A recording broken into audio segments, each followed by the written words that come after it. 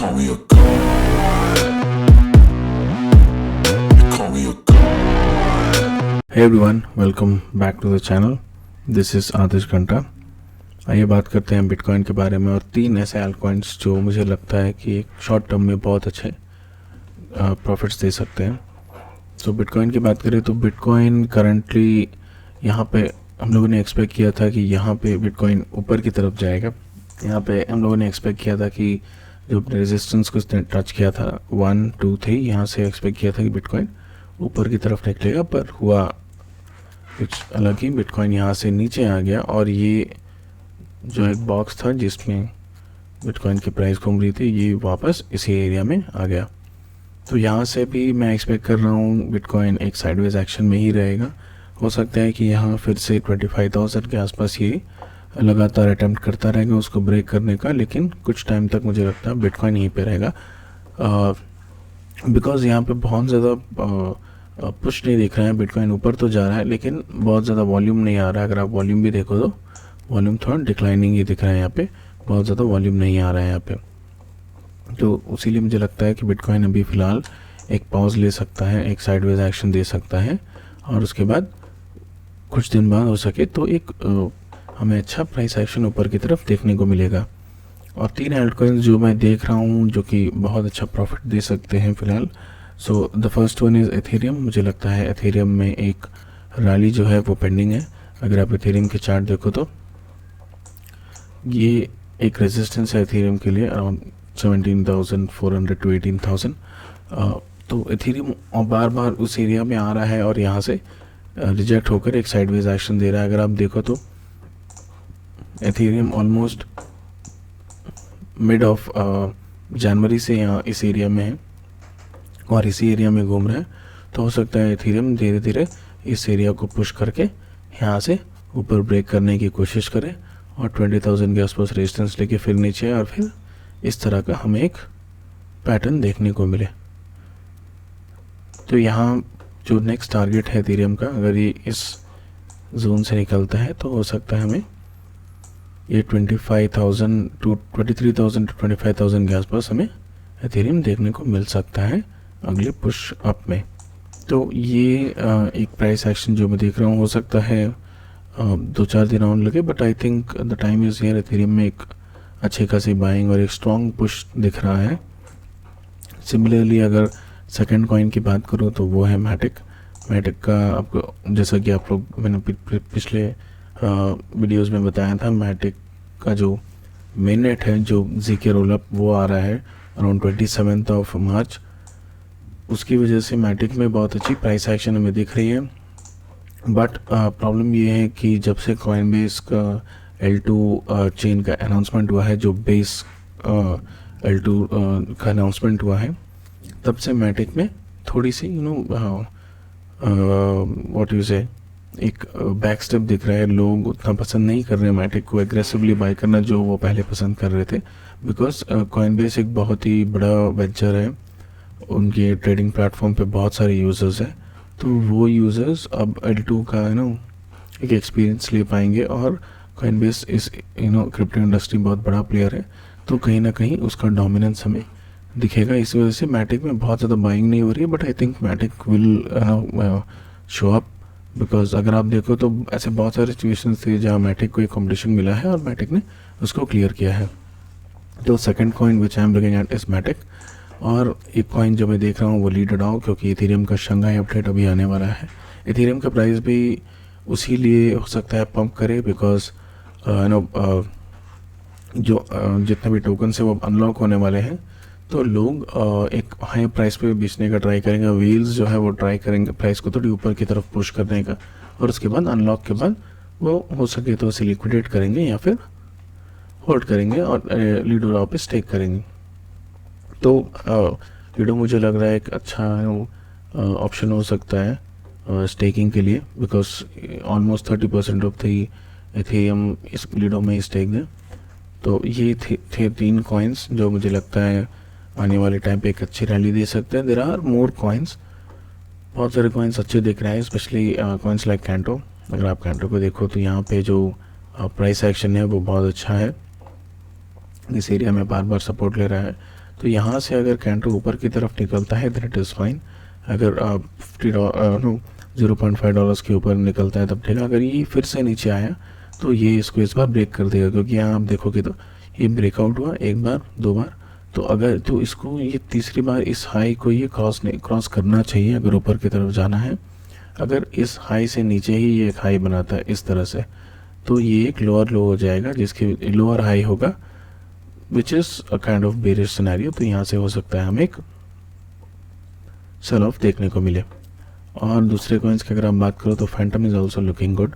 Phantom भी बहुत अच्छी तरह से एक डबल बॉटम का हमें फॉर्मेशन देखने को मिल रहा है। तो यहाँ पे भी सिमिलरली द सेम थिंग, अगर यहाँ से ये ऊपर की तरफ इसे जाना है, अगर यहाँ से इसको ऊपर की तरफ निकलना है तो ये क्या करेगा, ये इस तरह का पैटर्न बनाएगा और इसमें एक हायर हाई हमें देखने को मिलेगा। अगर हमें हायर हाई देखने को नहीं मिला और फैंटम इस तरह से एक लोअर हाई बनाता चला गया तो हो सकता है ये इवेंचुअली इसको ब्रेक करके नीचे आएगा। तो मुझे नहीं लगता बहुत ज़्यादा सेल ऑफ अभी आने वाली, बिकॉज ऑलरेडी कॉइन्स बहुत बीट कर रहे हैं। कॉइन्स अपने हाई से बहुत डाउन है, जो रिसेंट हाई से उससे बहुत डाउन है। लीडर डाउ is still looking strong. Leader डाउ बिल्कुल पुल जो नीचे की तरफ है वो लीडो फाइनेंस पे नहीं दिख रहा है because of the Shanghai update.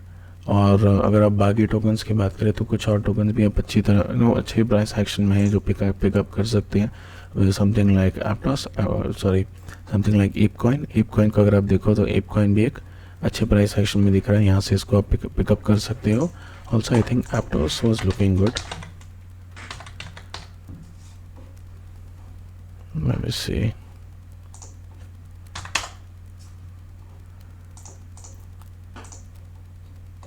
Yeah,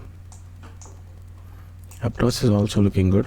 यहाँ से इसने एक लोअर लो बनाया है, तो ये अगर एक $16 के हाई को जब ये ब्रेक करेगा तब आप यहाँ बाई कर सकते हो। और ये अपने अगर इसको ये ब्रेक करता है $16 को तो ये ऑल टाइम हाई को भी ब्रेक करता हुआ चला जाएगा। So that is all guys. I think अगर आप हमारे पोर्टफोलियो की तरफ देखो तो यहाँ पे आपको एक लर्निंग मिल सकती है। करंटली अगर आप देखो डिफ़ॉल्ट पोर्टफोलियो जो हमने बनाया था, यहाँ पे आप देखोगे तो वी आर डाउन बाई 7%। अभी करंट जो पोर्टफोलियो है वो 6200 है, स्टैंड कर रहा है, लेकिन total invested 7200। So we are down almost by $1000। तो यहाँ पे अगर आप देखो तो बहुत लोग हैं ऐसे जो नए हैं इस मार्केट में, वो पैनिक करते जाएंगे और यहाँ से अपने जितने भी कॉइन्स जो खरीदे उनको बेचते चले जाएंगे, ये सोच के कि कॉइन्स और नीचे जाएगा। बट बुल मार्केट में क्या होता है, जो सेल ऑफ है बहुत अग्रेसिवली होते हैं, तो आपको पेशेंस रखना पड़ता है। तो हमेशा आप जब बाई करोगे ज़रूरी नहीं है कि वो राइट टाइम पे बाय हो।